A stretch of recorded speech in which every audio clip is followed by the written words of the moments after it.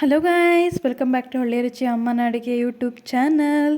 ಇವತ್ತಿನ ರೆಸಿಪಿ ಬಂದುಬಿಟ್ಟು ಮಶ್ರೂಮ್ ಪಲ್ಯ, ಇಲ್ಲಾಂದರೆ ಮಶ್ರೂಮ್ ಕರಿ ಅಂತ ಹೇಳ್ತೀವಲ್ಲ, ಆ ಮಶ್ರೂಮ್ ಪಲ್ಯನ ನಾನು ಇವತ್ತು ಮಾಡೋದು ಹೇಗೆ ಅಂತ ತೋರಿಸ್ಕೊತಾ ಇದ್ದೀನಿ.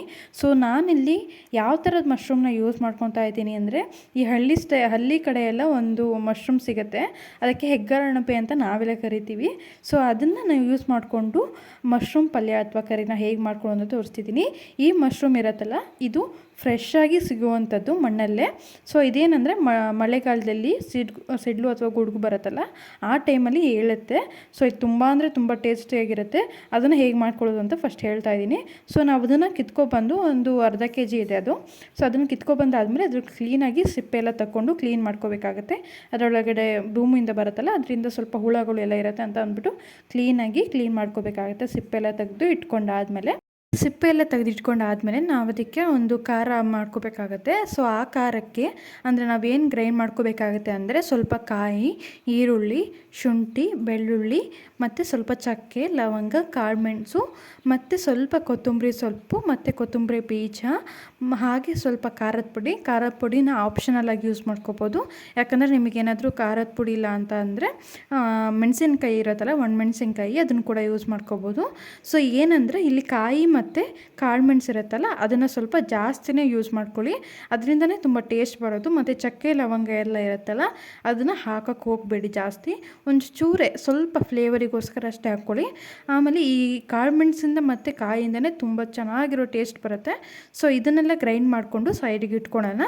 ಆಮೇಲೆ ಒಂದು ಪ್ಯಾನಿಗೆ ಒಂದು 2 to 3 ಸ್ಪೂನಷ್ಟು ಆಯಿಲ್ ಹಾಕ್ಕೊಂಡು ಸ್ವಲ್ಪ ಸಾಸಿವೆ, ಆಮೇಲೆ ಜೀರಿಗೆ ಮತ್ತು ಬೆಳ್ಳುಳ್ಳಿ ಮತ್ತು ಸ್ವಲ್ಪ ಕರಿಬೇವಿನ ಸೊಪ್ಪು, ಒಂದು ಮೆಣಸಿನ್ಕಾಯಿ, ಹಾಗೆ ಸ್ವಲ್ಪ ಈರುಳ್ಳಿನ ಹೆಚ್ಚಿಟ್ಕೊಂಡಿದ್ದೆ, ಆ ಈರುಳ್ಳಿನ ಕೂಡ ಹಾಕ್ಕೊಂಡು ಕ್ಲೀನಾಗಿ ಸ್ವಲ್ಪ ಹೊತ್ತು ಫ್ರೈ ಮಾಡ್ಕೋಬೇಕಾಗುತ್ತೆ.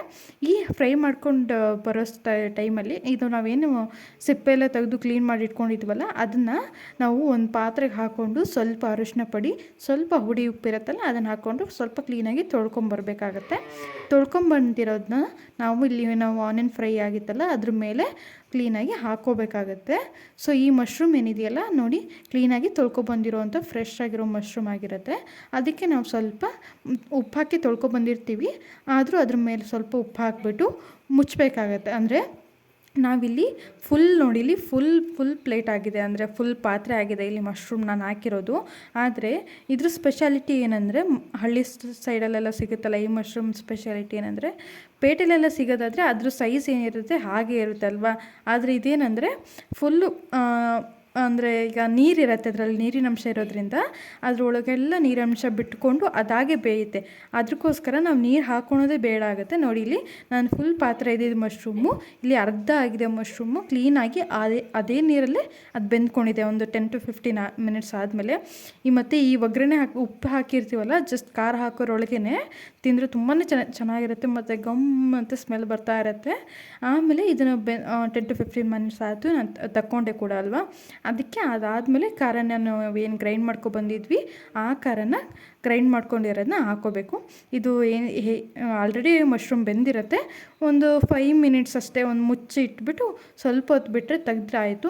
ಮತ್ತು ಏನಂದರೆ ಯಾವುದೇ ರೀತಿ ನೀವು ಚಿಕನ್ ಮಸಾಲ ಅಥವಾ ಮೊಟ್ಟೆ ಮಸಾಲ ಯಾವ ಮಸಾಲೂ ಹಾಕೋದು ಬೇಡ. ಇದು ಏನು ಮಾಡ್ಕೊಬಂದ್ವಿ ಖಾರ ಅದಷ್ಟೇ ಸಾಕು. ಮತ್ತು ಆ ಮಶ್ರೂಮಲ್ಲಿರುವಂಥ ಒಂದು ಫ್ಲೇವರು ತುಂಬ ಚೆನ್ನಾಗಿ ಬರುತ್ತೆ. ಯಾವುದೇ ರೀತಿ ಆಪ್ಷನಲ್ ಆಗಿ ಮಸಾಲ ಹಾಕೊಳ್ಳೋದೇ ಬೇಡ, ತುಂಬ ಅಂದರೆ ತುಂಬ ಟೇಸ್ಟಿಯಾಗಿ ಬರುತ್ತೆ. ಇದು ಏನಂದರೆ ಯಾವುದೇ ಜೊತೆ ತಿಂದ್ರೂ ತುಂಬ ಟೇಸ್ಟಿಯಾಗಿರುತ್ತೆ. ಅನ್ನ, ಪರೋಟ, ದೋಸೆ, ಚಪಾತಿ, ಬ್ರೆಡ್ಡು, ಯಾವುದೇ ಜೊತೆ ಬೇಕಾದ್ರೂ ನೀವು ತಿನ್ಬೋದು. ತುಂಬ ಅಂದರೆ ತುಂಬ ಟೇಸ್ಟಿಯಾಗಿರುತ್ತೆ. ನೋಡಿದ್ರಲ್ಲ ಹೇಗೆ ಮಾಡೋದು ವಿಲೇಜ್ ಸೈಡ್ ಸಿಗೋ ಮಶ್ರೂಮ್ ಪಲ್ಯನ ಅಂತ ಅಂದ್ಬಿಟ್ಟು. ನಿಮಗೇನಾದ್ರು ತುಂಬ ಇಷ್ಟ ಆದರೆ ರೆಸಿಪಿ ಕಮೆಂಟ್ ಮಾಡಿ ಹೇಳೋದನ್ನ ಮರಿಬೇಡಿ. ಮತ್ತು ನಿಮಗೆ ಇಷ್ಟ ರೆಸಿಪಿ ಮಾಡಿ ಆದಮೇಲೆ ಇಷ್ಟ ಆದರೆ ಸಬ್ಸ್ಕ್ರೈಬ್ ಮತ್ತು ಶೇರ್ ಮಾಡೋದನ್ನ ಕೂಡ ಮರಿಬೇಡಿ. Thank you for watching. ಇದೇ ಥರ ಮತ್ತೊಂದು ವೀಡಿಯೋದಲ್ಲಿ ಸಿಗೋಣ. ಧನ್ಯವಾದಗಳು.